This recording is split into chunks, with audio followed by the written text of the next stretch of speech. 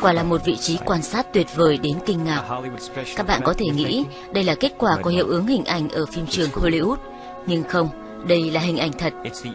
Đây chính là trạm vũ trụ quốc tế, ở trên quỹ đạo cách chúng ta 425 km và đang được một nhóm nhỏ các nhà du hành vũ trụ xây dựng.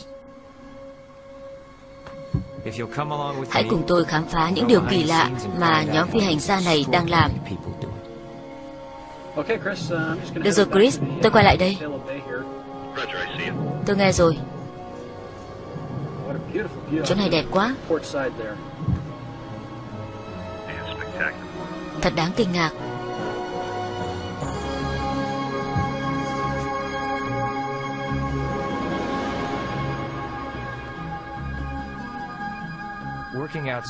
Làm việc trong không gian là một công việc nguy hiểm. Trước hết, bạn phải nhận biết, tính toán tất cả những nguy cơ và sau đó học cách đối phó với chúng. Có vẻ như có một kết cấu đã bị tách rời. Anh thử tiếp cận xem. Dây cáp của tôi bị đứt kết nối rồi. Anh sẽ bị tách ra xa khỏi phi thuyền.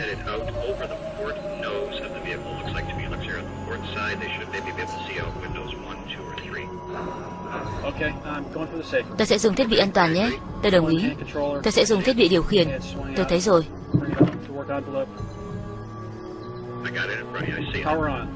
Tôi sẽ gắn nó vào bộ quần áo. Từ từ đã. Tôi muốn chỉnh thêm. Vâng, được rồi. Anh sắp đến đích. Chậm đã. Trông ổn đấy.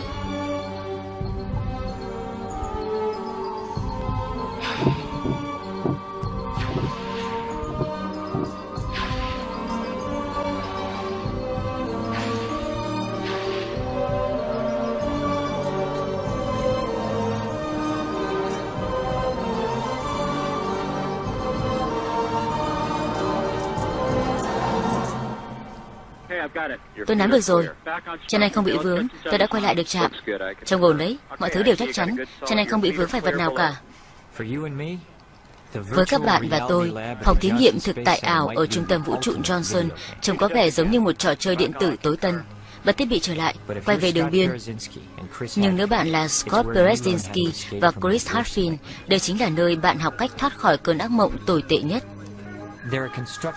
Có một trong số nhiều đội xây dựng thực hiện một loạt các nhiệm vụ lắp ráp trạm nghiên cứu.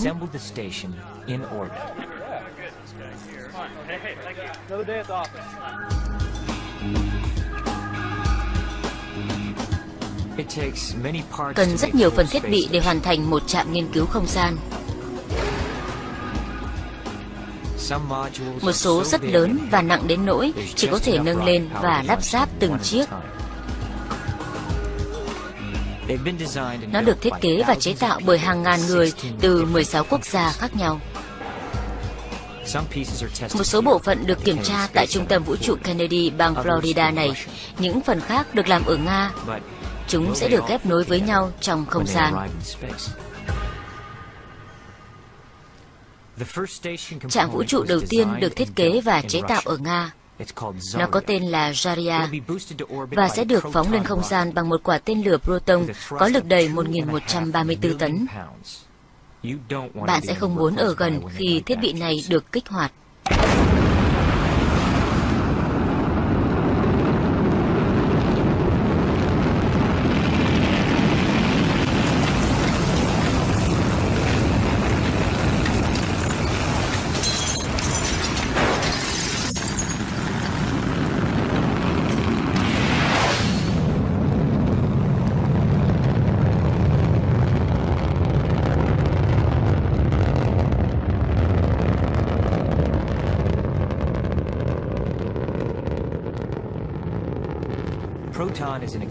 Proton là một tên lửa có thể tự hủy. Sau khi đưa trạm vũ trụ lên quỹ đạo, nó sẽ rơi xuống mặt đất ở một khu vực an toàn.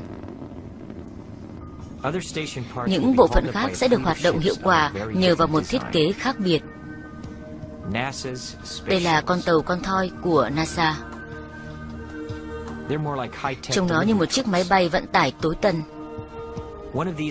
Một chiếc như thế này sẽ tiếp cận Zarya và các phi hành gia sẽ dùng cánh tay máy của tàu để bắt lấy nó.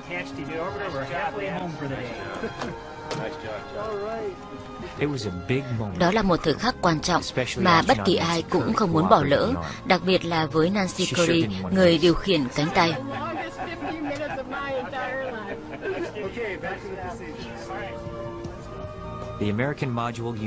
Mô đun do Mỹ chế tạo đã được gắn vào phần thân. Phần động cơ bổ sung của nó đẩy mô đun này lên cao và cũng trở thành một phần của trạm Zarya. Houston Endeavour, we have capture of Zarya. Trạm vũ trụ quốc tế đã được khai sinh. Tàu con thoi sẽ quay trở về trái đất. Những bộ phận căn bản đã được hoàn thành. Giờ là đến phiên của các nhà du hành. Công việc của họ phức tạp và nguy hiểm đến mức có thể so sánh với những nghệ sĩ trên dây. Họ phải xây dựng cây cầu và thánh đường giữa không trung. 27.277 mét khối nước trong bể chứa này là nơi họ luyện tập để chuẩn bị cho môi trường không trọng lượng. Họ thao tác trên mô hình giống như thật cho đến khi hoàn tất mọi công việc. Họ sẽ bước ra và làm việc ở ngoài không gian 166 lần, tức là dài hơn gấp 2 lần rưỡi so với những nhà du hành trước đó. Những nhà phê bình cho rằng như thế là quá nhiều, thời gian dài đồng nghĩa với rủi ro quá cao. Tàu con thoi sẽ đưa các nhà du hành lên trạm. Chỉ huy chuyến bay là Brian Duffy, còn phi công là Pamela Melroy.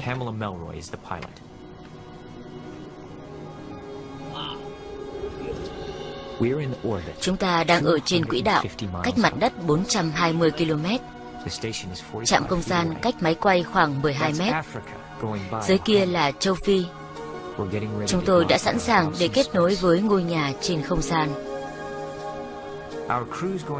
Nhóm lắp đặt sẽ lắp ráp phần chân đế, nối dây, trượt xuống và quay trở về. Koichi Wakata là thành viên đảm nhận một công việc đặc biệt trong đội. Khi 5 tuổi, tôi được chứng kiến tàu Apollo hạ cánh và giấc mơ về những chuyến bay vào không gian của tôi cũng bắt đầu từ đó. Đã có lúc tôi nghĩ điều này là không thể, nó quá xa vời với một người Nhật Bản.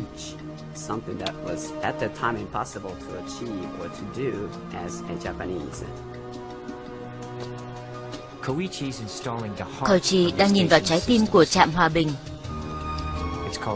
Nó có tên là khung Z1.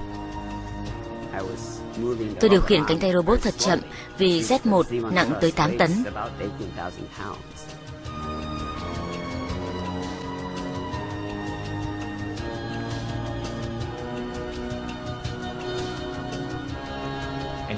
Anh đã lắp đặt những bộ phận khác vào vị trí một cách hoàn hảo.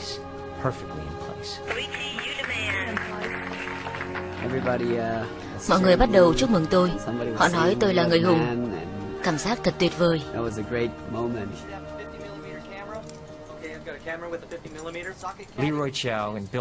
Leroy Chiao và Billy MacArthur đang chuẩn bị cho chuyến bước ra ngoài không gian đầu tiên. Trong bộ quần áo đặc biệt, họ có thể sống sót trong 8 giờ ở nhiệt độ từ âm 250 đến dương 250 độ C. Trong môi trường như thế này, bạn cần phải giữ được óc hài hước. Chính điều đó đã giúp họ rất nhiều trong công việc.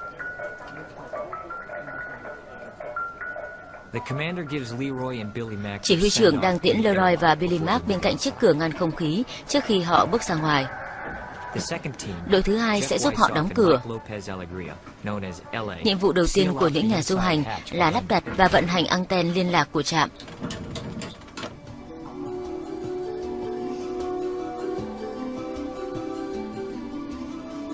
Their number one task is to deploy the next piece, the station's communications antenna. How cool is this? They push it manually. Họ đẩy nó vào vị trí bằng tay.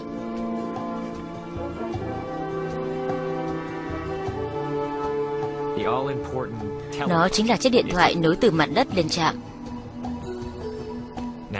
Bây giờ là công đoạn nối dây. Những sợi cáp này được đặt sẵn để đội tiếp theo thao tác. Nó cung cấp năng lượng cho phòng thí nghiệm của trạm. World Series, a Super Bowl. Ha! They don't know what pressure is.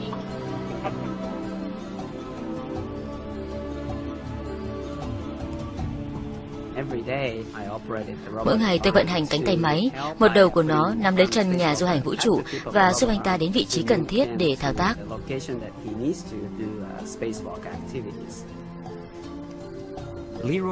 Leroy sẽ lắp chiếc hộp dụng cụ này để đội tiếp theo sử dụng. Trong đó là một loạt những công cụ mà mọi người thợ đều phải ghen tị.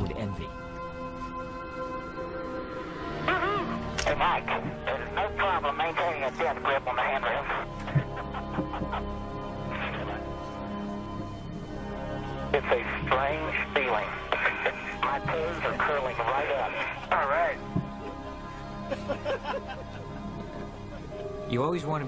Bạn phải luôn chắc chắn mình được kết nối an toàn và chính xác.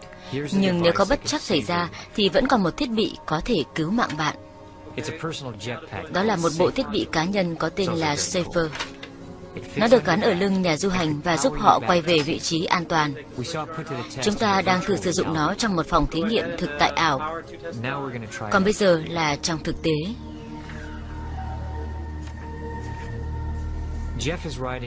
Jeff vẫn lơ lửng trên cánh tay máy và giám sát để đề phòng tình huống xấu xảy ra. Leroy vẫn đang ở bên cạnh và nạp năng lượng cho thiết bị cá nhân.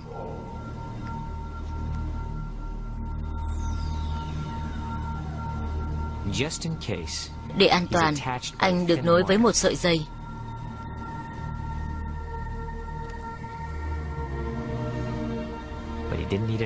Nhưng cuối cùng không có bất trắc nào cả và bài kiểm tra đã thành công.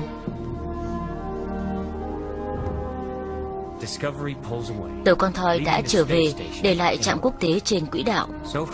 Cho đến giờ, mọi thành phần đều đã được lắp đặt xong mà không có bất cứ sự cố nào. Ở đầu trạm là mô đun tinh cầu, nơi các nhà du hành sinh sống. Phía dưới là Zarya, giống như một kho hàng khổng lồ. Ở cuối cùng là khoang Z1 và phân đoạn Unity, nơi những bộ phận tiếp theo được kết nối vào.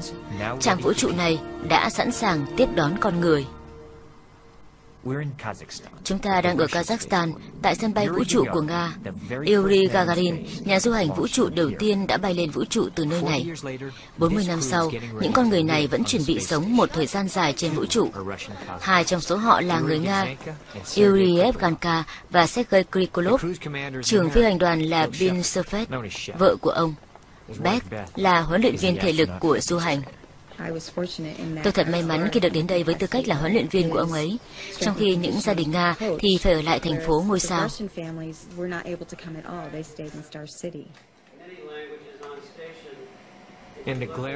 Những ngày này rất khó để cho họ có một lúc riêng tư tĩnh lặng bên nhau.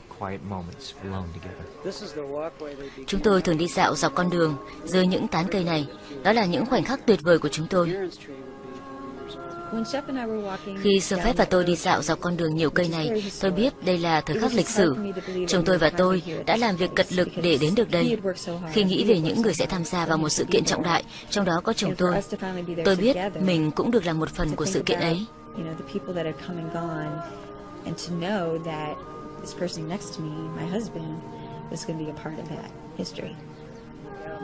Đó là một khoảng thời gian đặc biệt cho cả hai chúng tôi.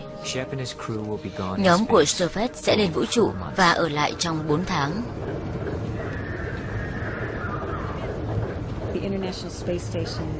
Trạm quốc tế là phương thức để chúng ta tìm hiểu bằng cách nào con người có thể đến được những hành tinh khác và khám phá một cách sống khác ngoài trái đất.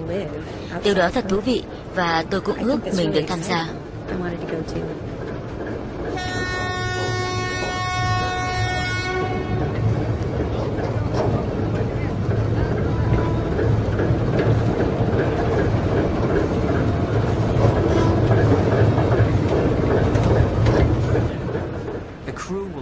Tàu sẽ được phóng lên bằng tên lửa Soyuz, thành quả đắt giá của chương trình không gian do Nga tiến hành. Thật không thể tin được là có đến 406 lần thử nghiệm đã được tiến hành ở bệ phóng này.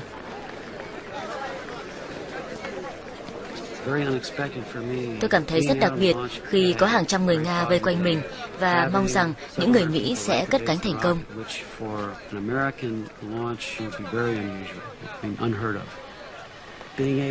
Thật vui khi tôi nhìn thấy rất nhiều bạn bè và gia đình ở những giây phút cuối cùng trước khi lên đường như thế này.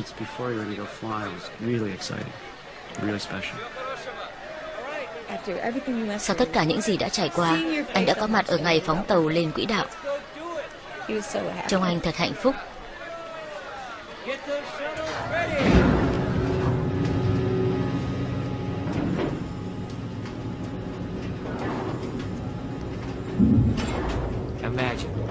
Ba người đàn ông vào trong một con tàu hình trụ rộng bằng khoang của một chiếc Volkswagen. Chuyến đi của họ kéo dài 2 ngày. Sau khi đến được điểm cuối cùng của chuyến bay, chúng tôi sẽ lơ lửng trên quỹ đạo.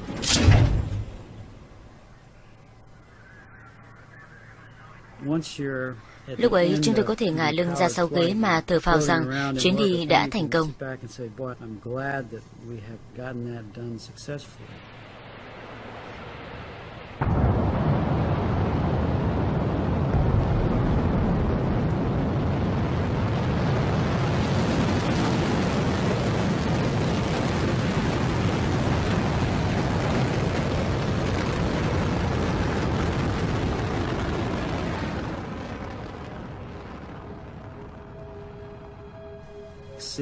Chúng tôi ngồi cuộn tròn trên ghế, đầu gối chạm vào cằm trong nhiều giờ.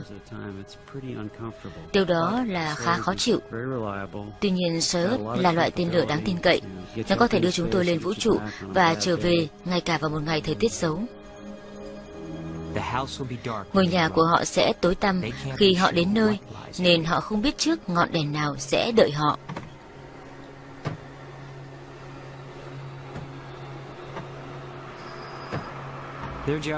Nhiệm vụ của họ là mở mọi thứ và vận hành chúng, sẵn sàng cho những điều ngoài dự kiến. Họ đã sẵn sàng, nhưng sau 2 ngày ngồi bó gối, trước hết họ có vài ưu tiên phải làm.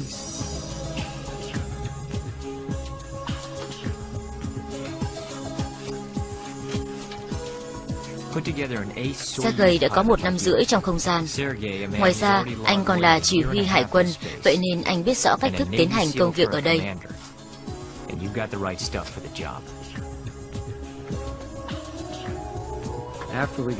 Sau khi mở túi đồ, tôi cảm thấy mình đang ở một nơi khá sang trọng. Mặc dù không gian trong tàu nhỏ hẹp và hạn chế nhiều thứ, nhưng những vật dụng thiết yếu đều có đủ cả.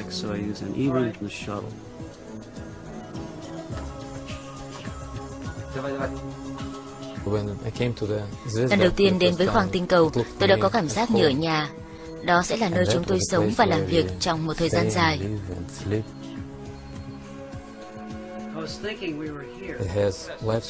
Xung quanh những thiết bị hỗ trợ, hướng dẫn tìm đường, thiết bị kiểm soát trạm không gian. Có vài cửa sổ giúp tôi nhìn xuống phía dưới.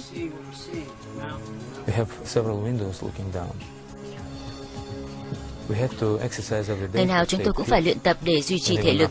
Khi tập luyện gần cửa sổ, cứ mỗi lần nhấn pedal là tàu lại trôi đi vài km, nên ấn tượng của tôi là tôi đang đạp xe trên quỹ đạo. Thật tuyệt vời khi được ở trên một độ cao như thế này. Có lẽ thứ đẹp nhất đối với chúng tôi là quang cảnh ở ngoài cửa sổ.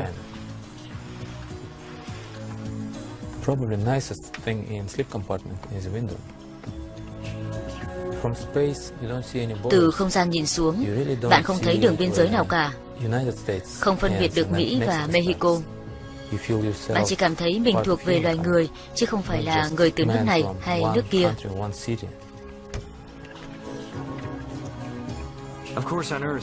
Tất nhiên là dưới mặt đất, chúng ta sử dụng không khí và nước một cách thoải mái.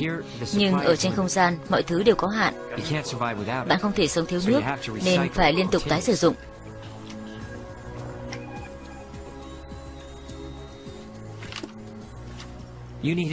Bạn phải biết sửa chữa máy móc để những thiết bị duy trì sự sống hoạt động tốt. Thì thoảng chúng vẫn bị hỏng. Trong tương lai, những phi hành gia đặt chân lên hành tinh xa lạ phải dựa vào những kỹ năng như thế này. Lý do đơn giản là trên sao Hỏa thì không có thiết bị thay thế. AB-58, đây là trạm vũ trụ quốc tế ISS. AB-58, đây là Adam Gentleman. Câu hỏi của cháu là cần điều kiện gì để trở thành phi hành gia? Hết. Trước hết là phải cố hết sức để trở thành học sinh giỏi. Kiến thức ở trường không chỉ cần thiết khi cháu bước qua cánh cửa phi thuyền, mà còn cần thiết trong cuộc đời. Đó là điều chú khuyên cháu nên làm.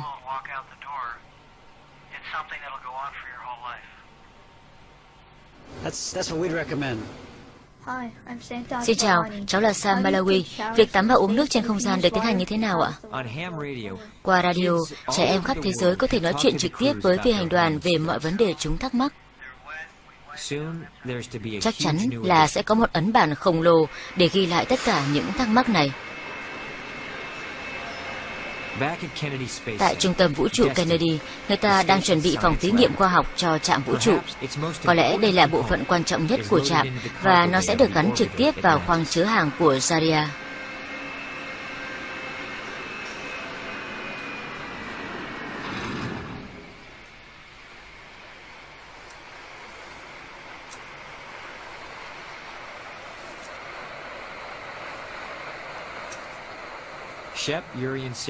Sep và Yuri đang cắt tóc.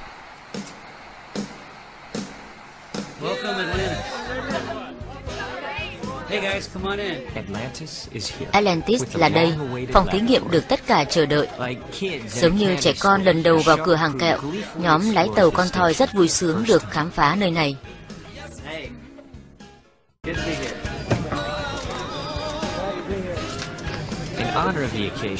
Để có được cơ hội này, họ phải là những người rất may mắn.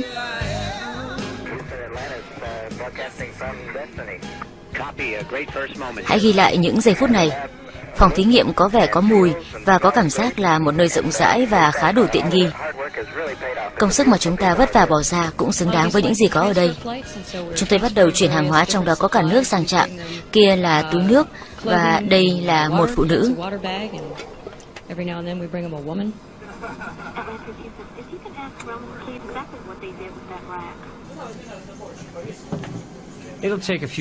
Cần có vài chuyến bay nữa trước khi phòng thí nghiệm có thể bắt đầu hoạt động. Tuy nhiên, một khi đã sẵn sàng, chúng tôi có thể có những khám phá trong điều kiện không trọng lực mà ở trái đất không thể làm được.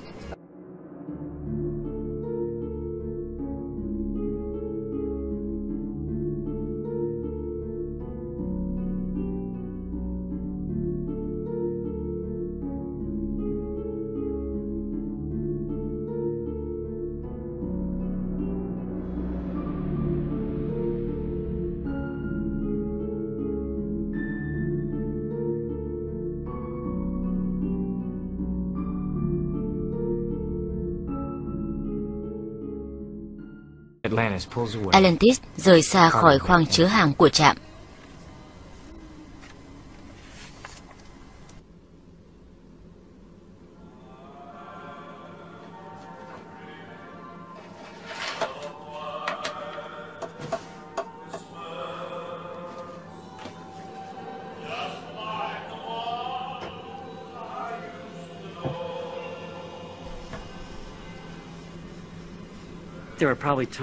Có những thời gian chúng tôi được nghỉ ngơi, đọc và trả lời thư điện tử, nói chuyện với gia đình ở dưới mặt đất để biết những gì đang xảy ra trong khi mình vắng mặt.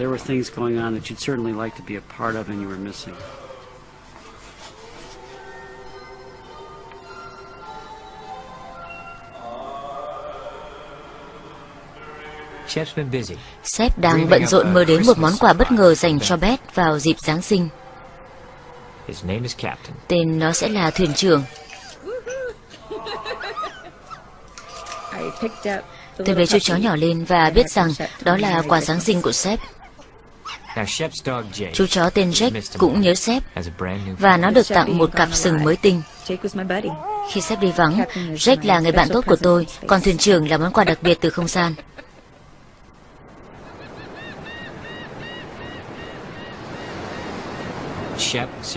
Sep và Sergei sẽ sớm về nhà.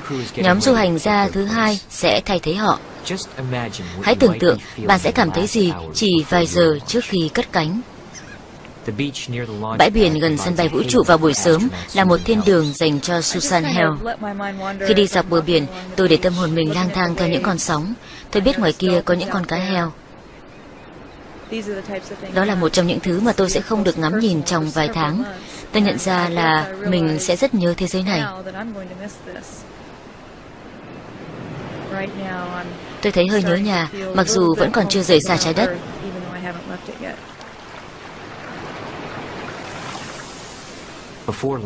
Cũng trên bãi biển, gần khu vực phóng tàu ở trung tâm vũ trụ Kennedy, có một căn nhà nhỏ giữa lùm cây. Đó là nơi hai người cùng nhóm của Susan, Yuri và Jim Voss đang chuẩn bị cho chuyến đi. Bãi biển tuyệt đẹp này cho chúng tôi cảm nhận về một trái đất rộng lớn và tươi đẹp, vẻ đẹp mà chúng tôi không có được ở trên trạm vũ trụ quốc tế. Yuri, chỉ huy trưởng của chuyến bay thứ hai, là người Nga. Susan và Jim là các chuyên gia người Mỹ. Họ sẽ cất cánh và bay lên cập bến trạm nghiên cứu trong không gian. Thứ tôi nhớ là thời gian riêng tư trong garage, trên máy bay hay những lúc làm việc trong yên tĩnh.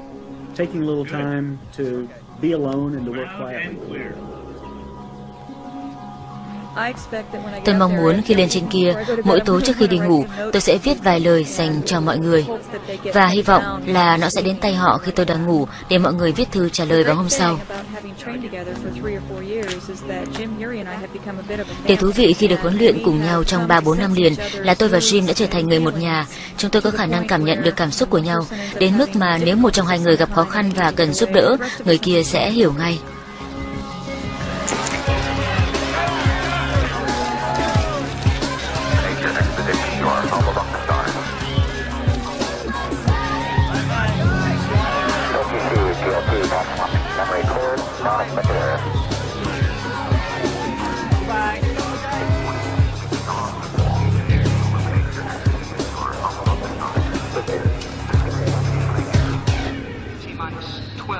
Tất cả giá đỡ tàu con thoi được tháo rời. 11, 10, 9.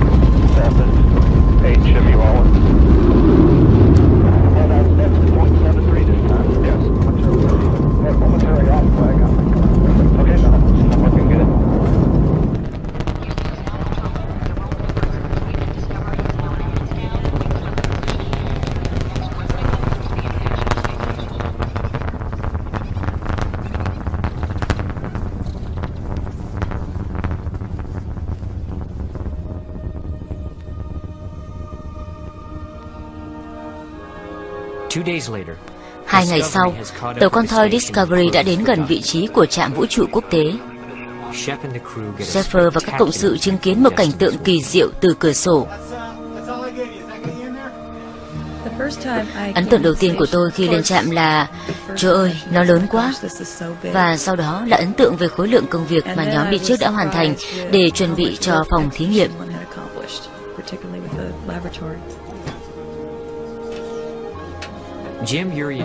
Jim, Yuri và Susan đã sẵn sàng làm việc trong phòng thí nghiệm. Họ có thể tạo ra những loại tinh thể lớn mà chúng ta không thể có được trong điều kiện trọng lực của trái đất. Bằng cách nghiên cứu cách chúng hình thành, ta có thể tạo ra nhiều loại thuốc chữa bệnh. Chúng tôi cũng nghiên cứu phản ứng của cơ thể đối với những chuyến bay dài ngày. Trang thiết bị nghiên cứu tuyệt vời ở đây là điều kiện để chúng tôi thực hiện các thí nghiệm trên người, để chắc chắn hiểu được điều gì xảy ra trong không gian. Chúng tôi có thiết bị siêu âm và rất nhiều loại cảm biến gắn lên người để cung cấp dữ liệu cho các nhà khoa học ở dưới mặt đất.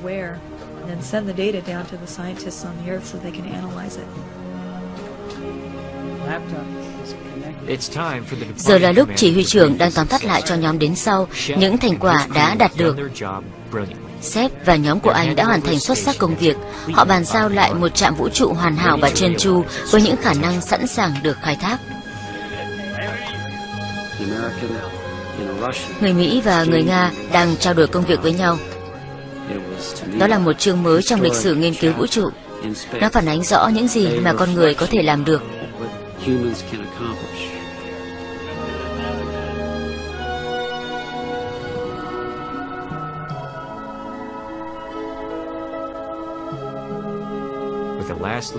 Sau lần cuối cùng được nhìn vào không gian, nhóm của Sếp lên đường trở về. Nhóm nghiên cứu mới đã hoàn tất công việc trang trí nội thất. Tôi đã mang theo khoảng 40 bức hình. Đó là hình của vợ, con gái, những người bạn và cả chú chó Goldie. Tôi vừa mở túi bỏng ngô ra là chúng bay tứ tung. Tất nhiên là tôi sẽ dùng máy lọc thu hồi chúng lại ngay sau đó.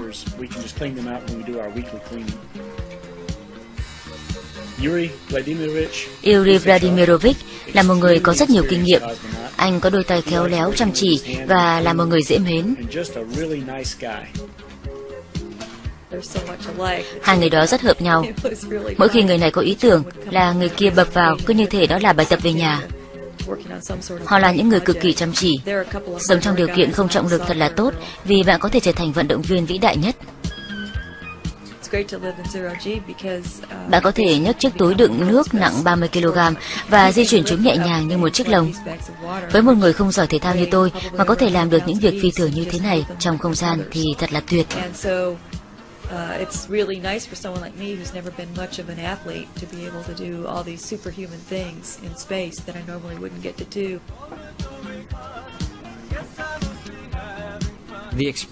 Thiết bị mà Susan đang mang trong tay có thể giúp chúng ta chế tạo ra một loại chip tính toán cực mạnh hoặc là loại thép siêu nhẹ. Yuri phát hiện ra gốc hành chúng tôi mang theo đã mọc lên. Nó không đủ để ăn, nhưng ở trong điều kiện ít nước như thế này mà được nhìn thấy màu xanh thực vật mọc lên bên cạnh thì thật tuyệt vời.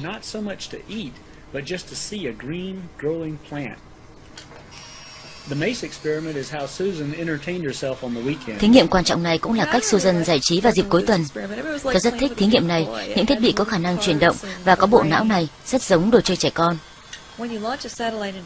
Khi phóng tàu không gian vào vũ trụ, hệ thống điều khiển là thứ hữu hiệu nhất được thiết kế để tìm ra giải pháp vận hành hiệu quả và vượt qua chướng ngại vật. Thí nghiệm này nghiên cứu cách tạo ra hệ thống điều khiển có thể tự học hỏi và làm việc ngày càng tốt hơn. Ở trên địa phận Nhật Bản, tàu Endeavour đã cập vào cầu cảng mang theo một container thiết bị. Đó là một trong số 3 phương tiện vận tải công nghệ cao được chế tạo bởi cơ quan không gian Italia. Nó có tên là Raffaello. Bên trong, những nhà du hành đến từ 3 quốc gia đang làm việc. Chris Hadfield đến từ Canada, Yuri Lanchikov sinh ra ở Kazakhstan, Alberto Guidoni là người Roma. Không gian làm việc chật hẹp khiến hiệu ứng trao đổi văn hóa mạnh hơn. Mỗi người mang theo nét văn hóa lịch sử của nước mình vào đây và khiến mọi người thay đổi chút ít.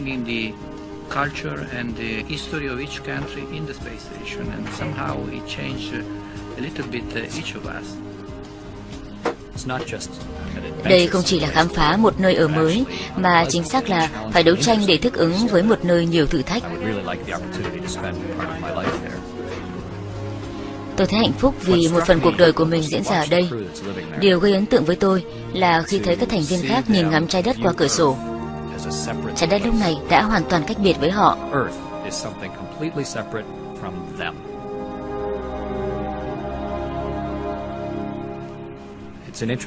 Đó là một bước đi thú vị của con người khi chúng tôi đã đến được một nơi cách biệt hẳn với mẹ trái đất. Cảm thấy mình là một thực thể độc lập với phần còn lại của vũ trụ.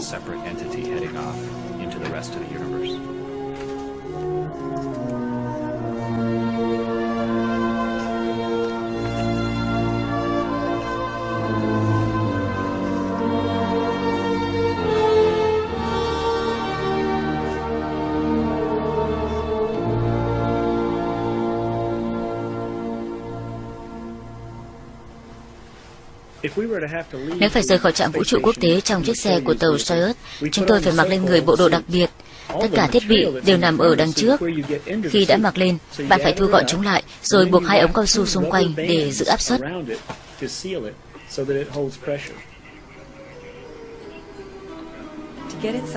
Đó là một chiếc xe hình viên nhộng, trong đó 3 nhà du hành bị len chặt như đêm cối.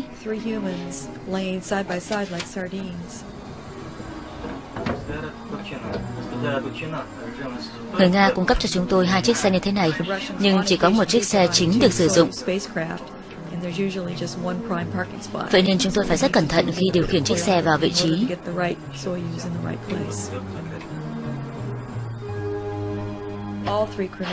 Cả 3 nhà du hành phải đồng thời vận hành chiếc xe. Phần khó nhất là kết nối trở lại trạm khi di chuyển đến những phần khác nhau. Mỗi lần như thế, chúng tôi lại được nhìn trạm ở một góc độ khác nhau. Chúng tôi kiểm tra lại 2 đến 3 lần để chắc chắn rằng khi đến vị trí mới, chúng tôi vẫn có khả năng trở lại bên trong trạm không gian một cách an toàn. Với tôi, đó là phần căng thẳng nhất. Bên ngoài đôi khi vẫn xảy ra hỏng hóc, vậy nên lúc nào cũng phải có cách ra ngoài để sửa chữa. Để làm như vậy, chúng tôi cần đến cửa kín khí. Tôi dùng cánh tay robot nhấc cửa kín khí và di chuyển nó ra ngoài không gian.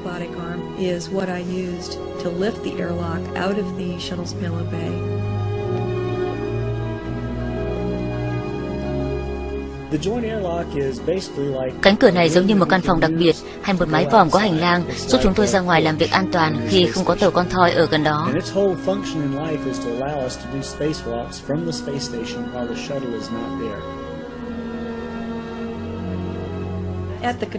Ở phòng điều khiển nơi tôi vận hành cánh tay máy, không hề có cửa sổ cho tôi quan sát chuyển động của nó. Trên cánh tay cũng không có cảm biến va đập. Vậy nên tôi phải dùng đến toàn bộ khả năng và may mắn của mình để đảm bảo nó hoạt động an toàn.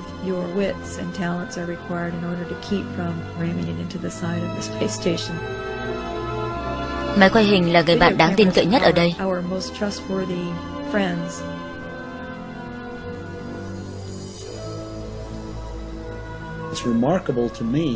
Với tôi thật tuyệt vời khi ở cách quê nhà hàng ngàn dặm, thao tác trên những cỗ máy được nước khác sản xuất và đưa nó vào vận hành.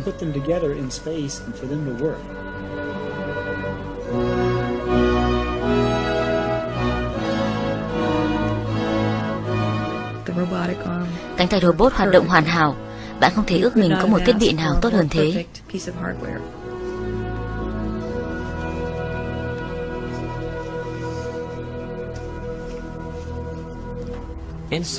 Bên trong, những nhà du hành này đang thao tác trên cánh cửa kín khí. Nhờ nó, họ có thể ra ngoài trạm không gian bất cứ lúc nào cần thiết. Nhưng trước hết, cơ thể họ phải sẵn sàng. Nếu không, họ sẽ cảm thấy như bị tức ngực và đau khớp, gọi là hiện tượng bệnh khí ép. Giờ tôi đang là một thợ lặn, và tất cả người lặn dưới nước đều không bao giờ muốn hiện tượng này xảy ra với mình. Du hành gia Mike Gyllenhaal cũng là một thợ lặn. Trước khi ra ngoài không gian, anh đang hít thở khí oxy nguyên chất trong khi tập luyện. Điều đó khiến cho những cơn đau do hiện tượng bong bóng khí nitơ trong máu xảy ra nhanh hơn.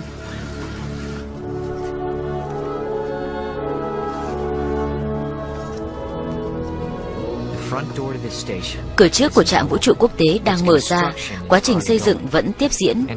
Rất nhanh chóng, những bộ phận do các nước khác như Nhật, Pháp, Italia cũng sẽ được lắp ráp vào, tạo thành một phòng thí nghiệm trong không gian quy mô lớn, đa mục đích và độc nhất vô nhị.